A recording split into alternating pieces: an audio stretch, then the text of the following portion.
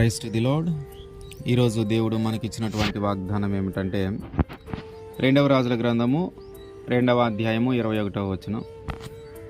ఈ నీటిని నేను బాగు చేసి ఉన్నాను గనుక ఇక దీని వలన మరణము కలుగకపోవును. ఆమెన్. ఏలియా గారు ఆరోహణమైపోయిన తర్వాత కొంతమంది శిష్యులు ఎలీషా గారి దగ్గరికి వచ్చి, అయ్యా, మీ గురువు గారు ఆరోహణమైపోయారు కదా, మేము ఆయన్ని వెతకటానికి వెళతాము అని అడుగుతూ ఉన్నారు. ఒక 50 మంది దాకా ఉన్నాము, మేమందరం వెళ్ళి ఆయన్ని వెతుకుతాము అని. ఎలీషా గారు అంటున్నారు, మీరేం వెతకొద్దు, ఆయన మీకు కనిపించడు అని. కానీ వీళ్ళు అసలు ఆయన్ని బలవంతంగా, అంటే ఇంకా ఎక్కువసేపు అడిగి సరే వెళ్ళండి అనేలాగా చేసి ఎలీషా గారి దగ్గర నుంచి ఆ పర్మిషన్ తీసుకొని వెళ్ళిపోయారు ఏలియా గారిని వెతకటానికి. ఎలీషా గారేమో ఎరుకో పట్టణం దగ్గర ఉన్నాడు.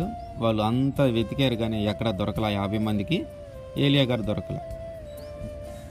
మళ్ళీ అక్కడికి వచ్చేసి ఆ ఎరుకో పట్టణం దగ్గర ఉన్నటువంటి ఎలీషా గారి దగ్గరికి వచ్చాయా, మొత్తం వెతికాం కానీ ఎక్కడ కనపట్లేదు అంటున్నారు. ఎలీషా గారు అంటున్నాడు, నేను ముందే చెప్పాను కదా మీకు, వెతకొద్దు, కనిపించడు అని. అయితే ఇది జరుగుతున్నటువంటి క్రమంలో ఆ ఎరుకోలో నివసిస్తూ ఉన్నటువంటి, ఆ పట్టణంలో నివసిస్తున్నటువంటి ఆ ఊరి ప్రజలు ఎలీషా గారి దగ్గరికి వచ్చారు. ఎలీషా గారి దగ్గరికి వచ్చాయా, ఈ ఎరుకో పట్టణము చూడటానికి చాలా అందంగా ఉంది, రమ్యమైనదిగా ఉంది, కానీ ఇక్కడ నీళ్లు మంచివి కాదయ్యా, ఇక్కడ నీళ్లు బాగలేవు, ఇక్కడ నీళ్లు మంచిగా లేవయ్యా అని ఆయన్ని అడిగినప్పుడు, ఆ నీటికి బాగు చేయటానికి సరే ఒక కొత్త పాత్రలు ఉప్పేసి తీసుకొని రండి అని చెప్పి ఆ ఊట దగ్గరికి వెళ్ళి ఆ ఉప్పు అందులో వేసి దేవుణ్ణి అడిగి ఆ నీటిని బాగు చేశాడు. ఆ అప్పటిదాకా చేదుగా ఉన్న నీరు తీపిగా మార్చబడింది. అప్పటిదాకా జీవము లేని ఆ నీటికి జీవం వచ్చింది. అప్పటిదాకా సరిగా ప్రజలకి ఉపయోగపడని ఆ నీరు ఇప్పుడు చక్కగా ఉపయోగపడుతూ ఉంది. ఎలాగైతే ఎలీషా గారు ఆ చేది నీటిని తీపిగా మార్చాడో, అట్లాగే దేవుడు కూడా మన జీవితాన్ని, మన చేదైన జీవితాన్ని మధురమైన జీవితంగా మారుస్తాడు. మన చీకటి జీవితంలో ఆయన వెలుగు ఉదయించేలాగా చేస్తాడు. మన వేదనకరమైన ఆ జీవితాన్ని సంతోషకరమైన జీవితంగా మారుస్తాడు. ఆయన సెలవిస్తున్నట్టు మాట ఏంటంటే, ఆ నీటిని నేను బాగు చేసినట్టే నేను బాగు చేస్తాను.